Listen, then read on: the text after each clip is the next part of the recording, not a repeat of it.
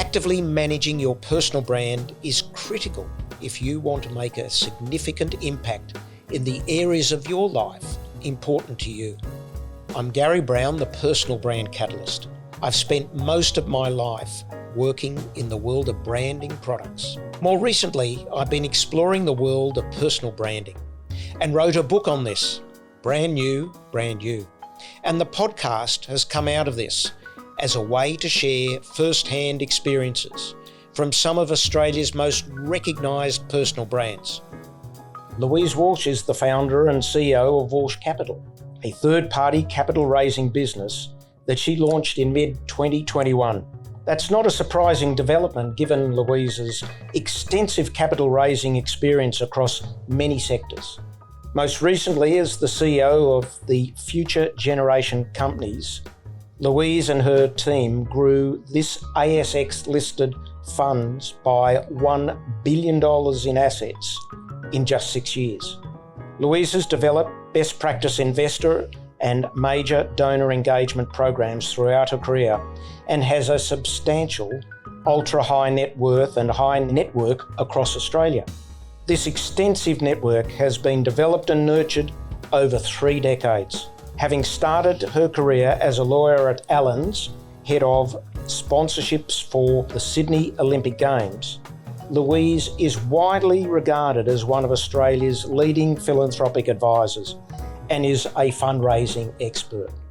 And what a privilege and pleasure it is to have you here today, Louise. Thank you so much for joining. Thanks, Garry. It's great to be here. What better question to start with Louise, having had so much experience in fundraising and now launching her own business, as how she defines and how you define yourself as simply a brand or as Louise Walsh. How would you craft that? I think, Garry, it's an interesting first question. I do think it's as me, or, it is interesting. I probably don't look at myself as a brand, but I must tell you it's a funny story. When I was getting married, I remember going back now 19 years, my husband, we got married when we were 39. So a little bit later in life, first time for both of us.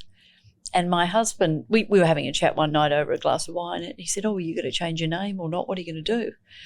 And I said, "Well, I've thought about that. And I think there's a bit of brand equity in Louise Walsh. So I don't think I'm going to change it." And to be honest, we were having a laugh, but I did say, look, I don't want to go through all the admin and the paperwork. And we weren't having children, see, because we married later in life. So, but it is funny because we have a laugh about that now and again. When someone says, "Oh, it's interesting you've never changed your name to Jordan," my husband says, "Well, there's a bit of brand equity in Louise Walsh." Well, I think it is an incredibly important component in being able to understand who you are and what you do. But by the same token, for me, I want people to know who I am, not necessarily what I do. And so to take your point about brand equity, that's very much to the point. But do you get yourself, do you think or get concerned or consider how people perceive you? Well, I think, to be honest, I think everyone does to a degree, don't they? I mean, we'd have to be totally honest with ourselves to say that you can sit here and say you don't really care what, X, Y, Z thinks, but always in the back of your mind there is probably some of that. I have grown up believing that you've got to be yourself. My parents were very influential in my life, and my mother always said, "Look, Louise, better to be overdressed than underdressed. And just always remember just a little bit of colour, a bit of point of difference, always very important, particularly in those interviews that you go through in life." And it's funny, we've both got sort of quite signature glasses, and that's been a bit of a trademark over the years. I remember when I worked on the Olympics, Juan Samaranch, the president of the IOC, said to me, "Louise, I love those glasses. Can I get a pair?" And they were sort of, in the Olympic ring colours, and they were completely zany. I would never wear them today. But back then in my mid-20s, I must have thought, I've got to have a pair of those. But so I suppose I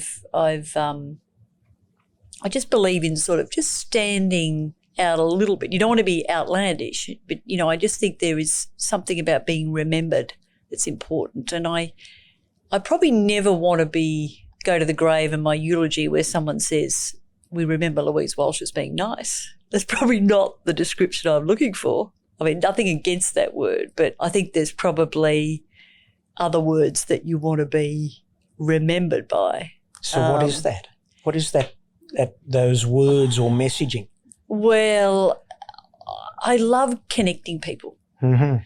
So Garry, I'd love to think that I've done a lot of that in my life personally, and, I've been responsible for a few marriages. Yeah. And certainly throughout my career, I love helping people by connecting people. Yeah. That might be a young person today who is a son or daughter of a friend who needs a leg up getting a start with their career, or I find that incredibly satisfying. So there's no question the giving back and I've spent a lot of time in my career being very devoted to growing philanthropy and giving, and that is very important to me. I feel really strongly that, if you've got the means to do it, it is about giving back. So I love I will always, no matter what happens with the rest of my life, there's no question I will play some sort of role in doing that. And there's so much more to do.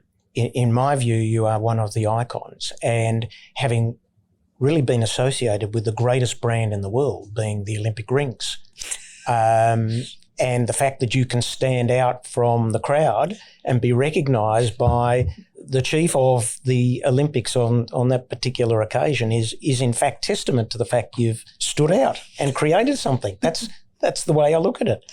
And I think that when you start talking about the recognition, it leads one to another angle, and that is reputation.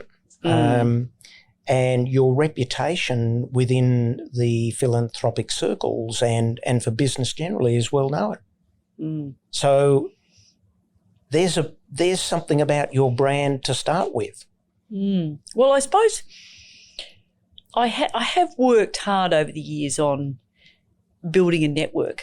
Like I really believe, I never did it consciously when I first started in my career, and I've always felt that life is a bit of an adventure. And I've always wanted to, I studied economics law, did the traditional thing, starting as a, M&A lawyer at Allen's, and my mother, who's 87 and still alive, says to me, well, that's the only job I really understand that you've done. Do you ever think you'll go back and do that again? But I've always loved a sense of adventure, and I've not overly planned things like the career, but what has happened is it's been through the strength of that network that the doors have opened.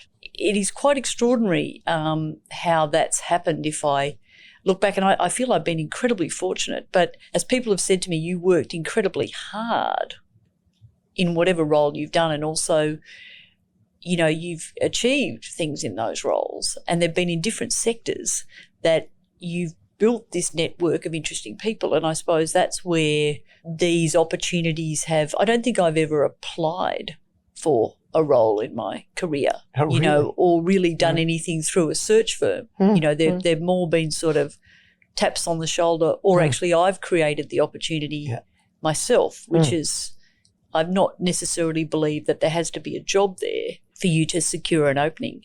Sure. And, I think, so I suppose there's a lot of tenacity there. I'm not frightened of hard work, but I'm also, I like the idea of, achieving something that probably someone thinks is going to be tough to do. Yes, I can relate to that very much so. So I'd like to just steer a little way towards a topic that is probably also dear to your heart. Philanthropy, you said, is very much your mantra, and values are paramount of importance in philanthropy. But I wonder whether they're the same in finance, because the industry has certainly been through some challenges. How did you establish your values, and were these principles consciously developed over time, or did you just have them from when you were young?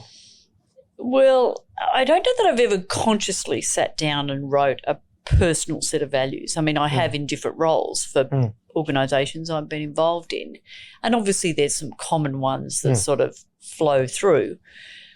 But I think, my father was very influential, I think, in sort of personal values. I mean, and my mother as well. I mean, my father was, he had a very limited education. He grew up on a dairy farm on the south coast of New South Wales, and he was a phenomenal fundraiser, pro bono, of course, Garry. Yeah. So, he passed away about 5 years ago, and he would be fundraising for the church, the school, the St Vincent de Paul, the whatever, and he was extraordinarily good at it, and he just fundamentally believed in giving back and doing whatever he could. It might have been the Agricultural Show Society. I mean, we were talking a lot of different causes, and there's great stories where we were children and he'd say to me, look, funerals are actually one of the best, Louise. So, so what he'd do is once all the formalities were out of the road, quite a captive audience,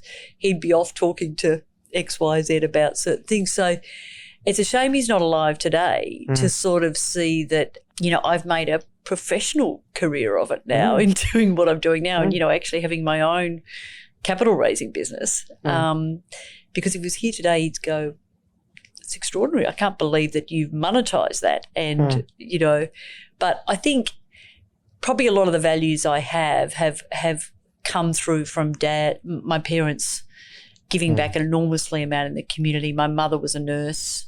She ended up being a matron, but was heavily involved in a lot of charitable non-profit things. And we didn't really think too much about it growing up. It's funny how, and I just get an enormous amount of joy out of it. I mean, my thing is actually, that's the bugbear with this whole philanthropy thing, that so many people haven't discovered the joy of giving. So unfortunately, they're missing out. They haven't just had that right experience with a non-profit or a charity or whatever it is. Now, that may not necessarily be their fault, but I think, a lot of my values would be very, typical ones, the integrity, the trust, the honesty, but it also is about being yourself, Garry. I mean, I do believe that it's not about sugarcoating. It's not about dressing something up. I really believe in sort of frank and honesty as well. It's not something I've ever written a list on, actually. It's very interesting. They've just sort of evolved over time, I think, the values. Yeah, as you're probably aware, I talk in the book about the fact of people who are getting into careers and wanting to build their brand should understand what their values are and establish what they are, because at some point in time you're going to have to make a decision about whatever it is in your work, life, play, whatever, and values are going to come into play. And it's going to be tough. It's challenging enough to actually execute a tough decision, but to actually come to that decision is a real challenge in itself.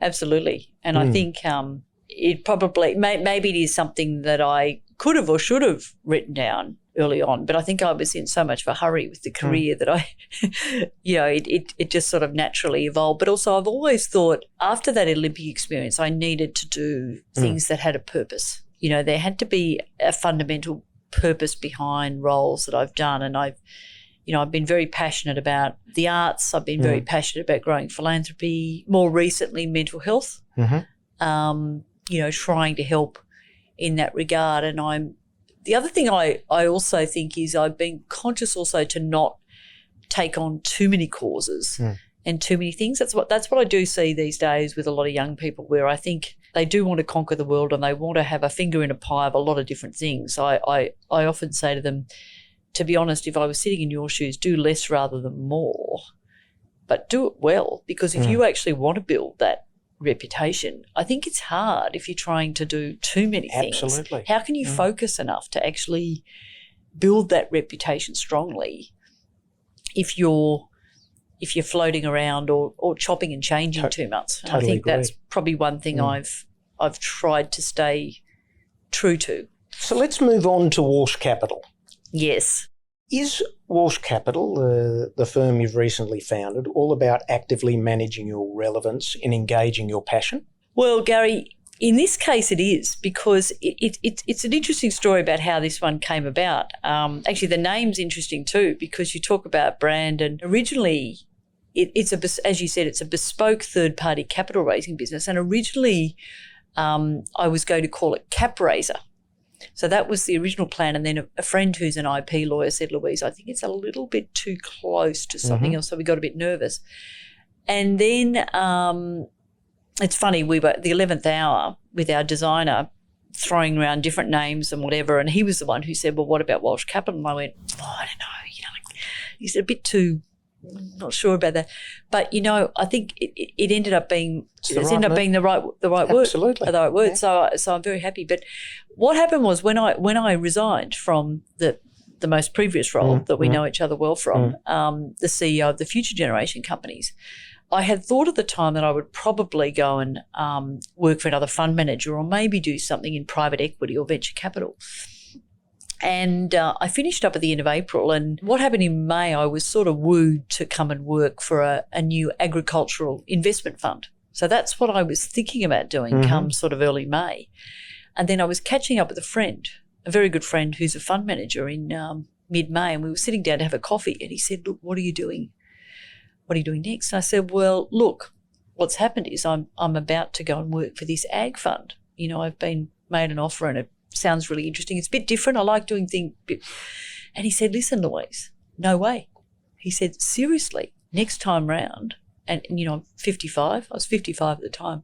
He said, you should definitely do something yourself. And I said, well, look, he said, you've spent a lot of time in your career making other people look good and actually in some cases helping them make quite a lot of money. I seriously think you need to have your own business. And I said, look, I've always thought about it over the years, but I've never really had the cracker idea, which is why I've, decided to work. I love working for other entrepreneurs and being around them. And in often cases they're philanthropists as well.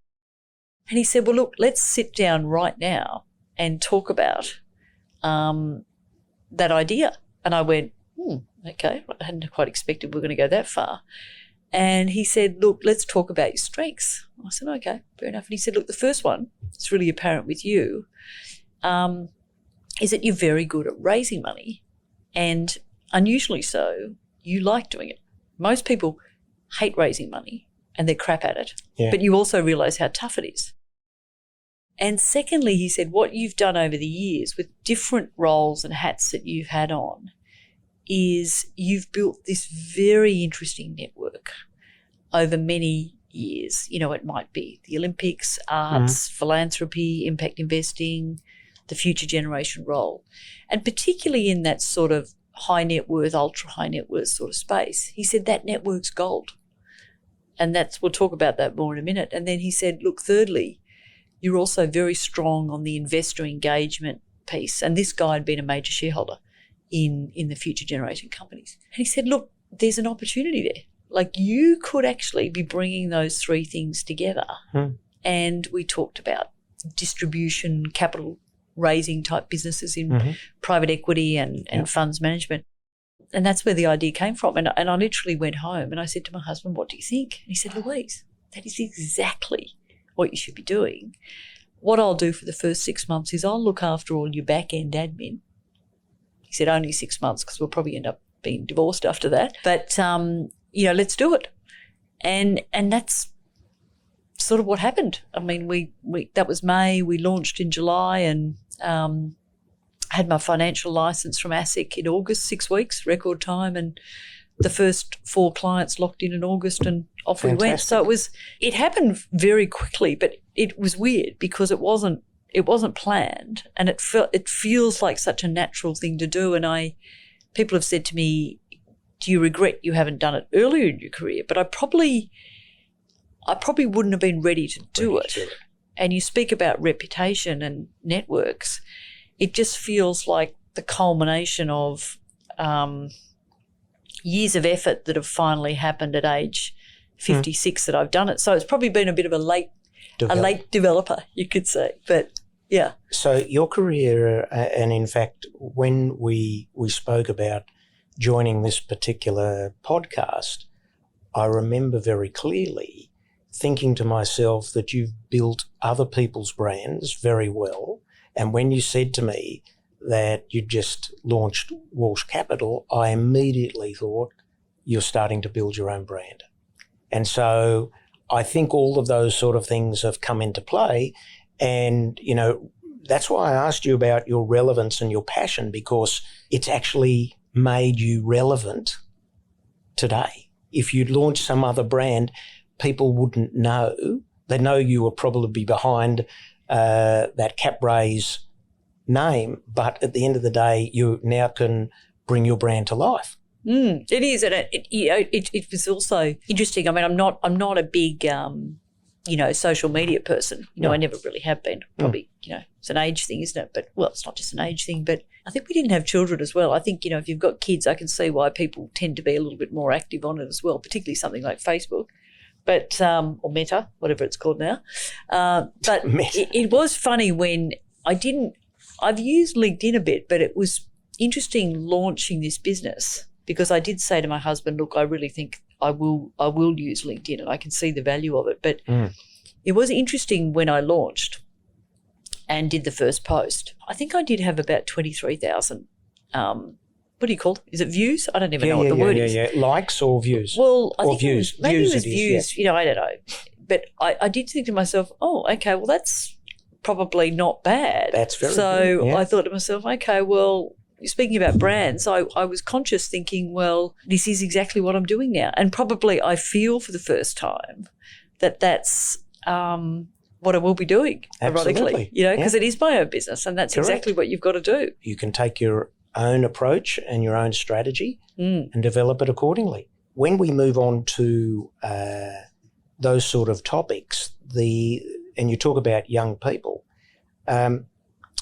when you were kickstarting your career, did you have a mentor that really impacted you in terms of your journey? Look, probably not a mentor as such. It's interesting. I mean, there've probably been 3 or 4 people over the years that have been what I would call sounding boards when I've needed to sort of have a chat. And I've mentioned 2 of them already. Yes, you have, yeah. Definitely Rod McGurk would be one. Mm-hmm. Whenever I think about changing careers, I'll always go and have a chat to him just to see if there's anything interesting happening in his network. But secondly, David Gonski. Yep. I mean, there's no question he, has been very influential in my career. In fact, 2 roles I have been a result of having a chat to him, thinking a bit about sort of the direction, and then the next thing he says, well, actually, Louise, I think we could do this together, or I can make that happen. So I suppose he's definitely been one. And even with the business, when I was setting this up, I did have a very long chat to him to say, well, look, what do you think? And do you think, any words of wisdom or advice or whatever? So he's been invaluable. He's just, as we both know, But I think also there's been other people as well. Someone like Helen Lynch would be another one. She's basically a very successful retired director these days. But I was very fortunate. At one point, I was the head of development or fundraising at the Sydney Symphony after the Olympics, and she was the incoming chair. And so we just struck a chord there. There was something, and I was fortunate there because the managing director said, look, what I'm going to do, it's a little bit unusual here, but with the senior executive team, I'm going to sort of just do a bit of a buddy sort of system with board members. So it was almost like so I ended up with her, and she loved the fundraising and the development. So I was lucky because she sort of really understood what we were trying to achieve and helped. But there's probably one person in particular who I wouldn't say has been a mentor, but someone who I find incredibly inspirational, and probably never had them as a mentor, but you'd be aware of James or Jim Wolfenson. Absolutely. Of course, passed away fairly recently. Yeah. And it's a good story. When I was working on the Olympic bid, and it's really my first foray into fundraising, I had a young guy come who wrote me a letter, who was a 17-year-old. He was a budding fencer. And he wrote in to say, look, I really need to get to the World Junior Championships. And he was trying to get to the Sydney Olympics. But he said, I really haven't got enough money. My parents don't have enough money. I need to try and raise some money. Have you got any suggestions? And at the time I was what we call the community relations manager. And I thought about it, and I said to, I rang the kid up. I think I wrote and then rang. And I said, look, I don't really know anything much about raising money. There is this very famous person in New York who you may not be, but this is who he is. Go and research him. but he was a fencer. In fact, he fenced at the 1956 Olympics. So why don't I help you put together an interesting letter to him? Because you just never know. He might.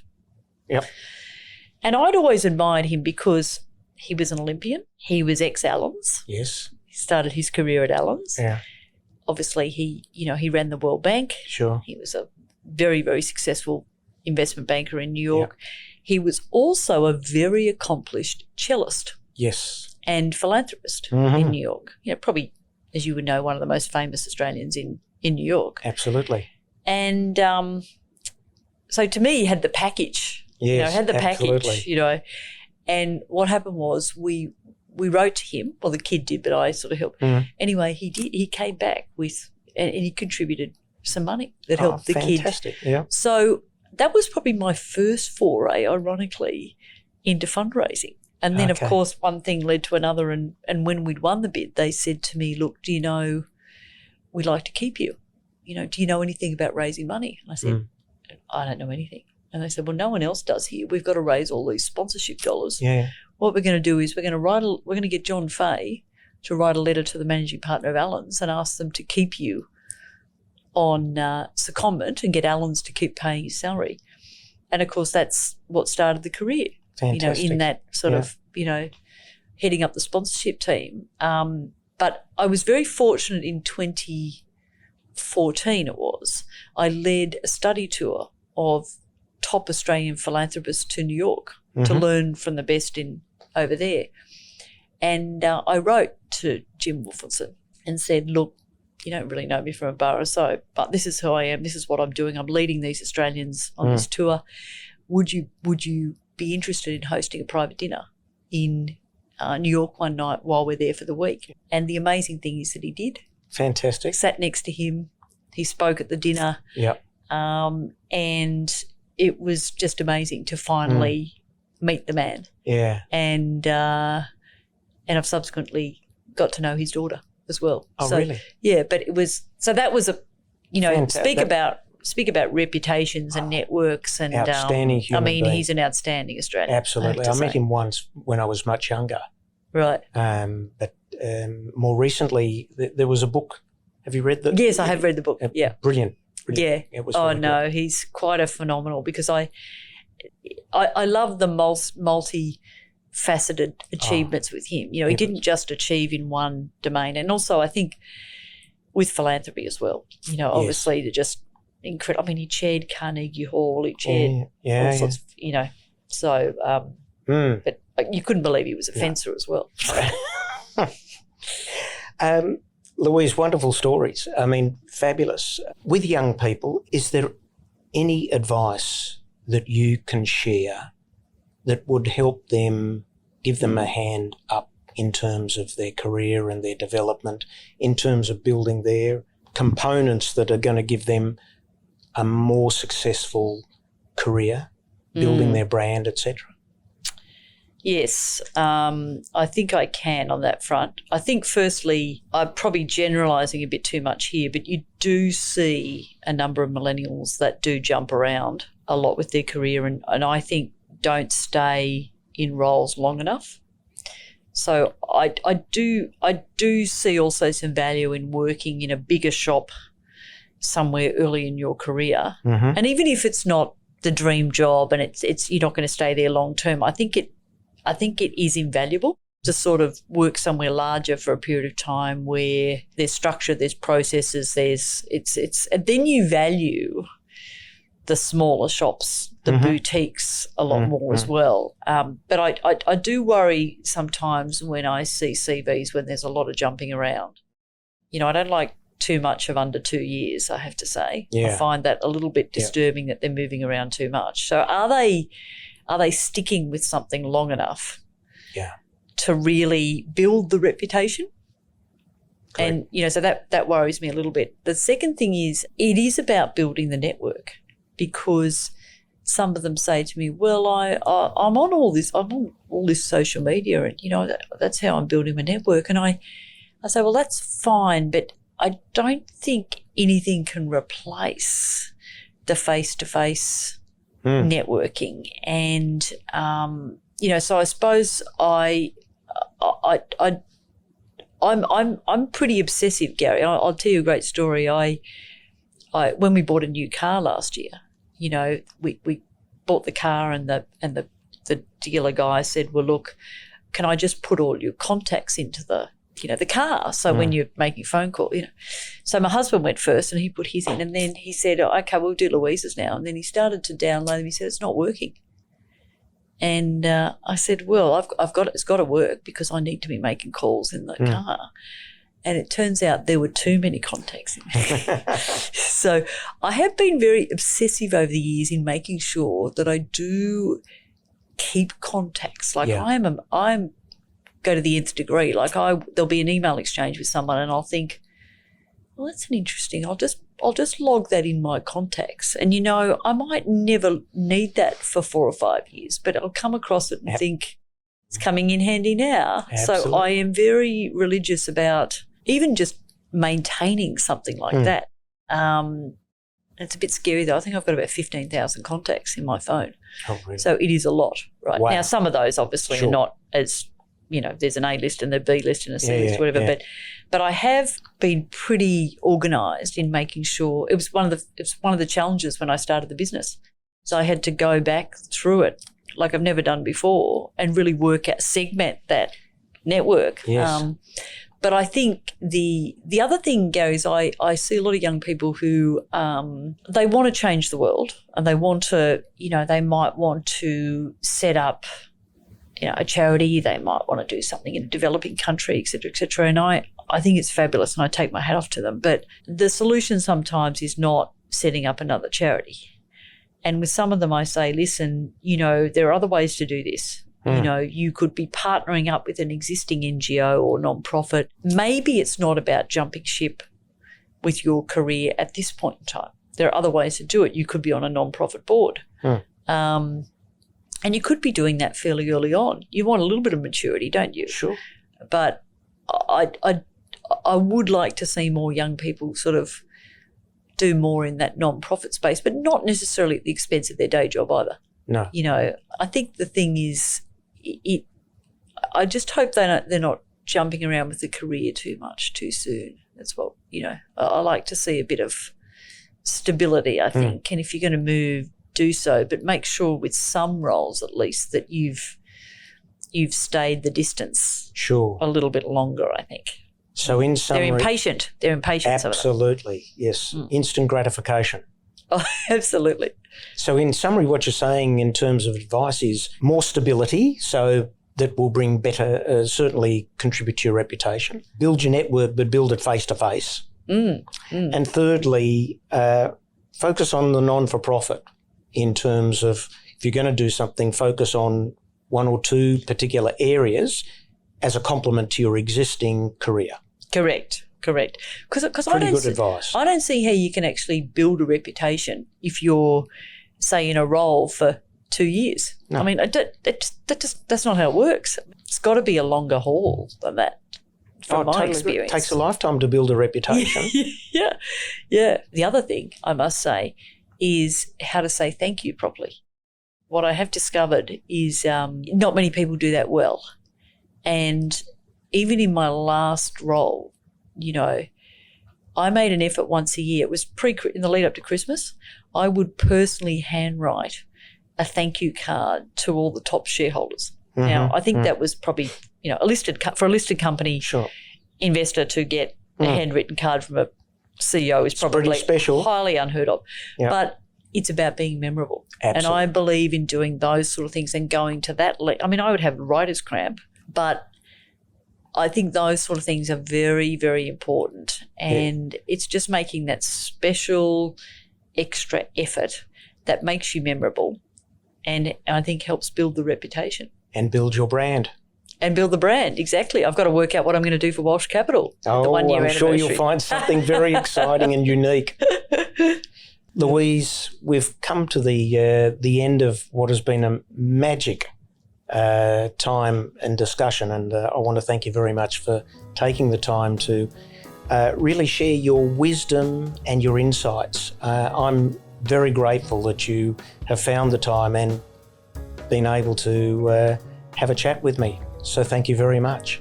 Thanks, Garry. It's a pleasure. And also it's fantastic to talk about a subject that one doesn't normally talk about. So congratulations. Thank you. Thank you. Thank you for listening to this episode. If you enjoyed it, please leave a 5-star review and subscribe for more episodes. And if you'd like to learn more about developing your personal brand, please visit garrybrowne.com.au to get in touch or grab a copy of Brand New, Brand You.